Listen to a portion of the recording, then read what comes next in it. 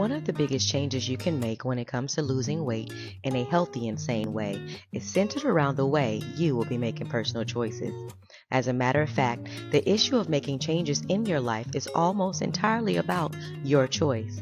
Learning how to make nutritious choices instead of keeping on with the options and choices that have led you to the overweight and unhealthy place you are today. There's nothing wrong with the selections you have made up until this point, and in fact, many people are quite comfortable with their amount of health and body weight.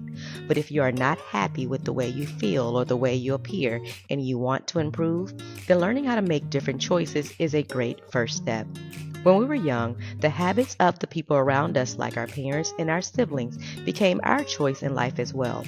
No blame there. They were only doing the best that they could with what they knew how to do.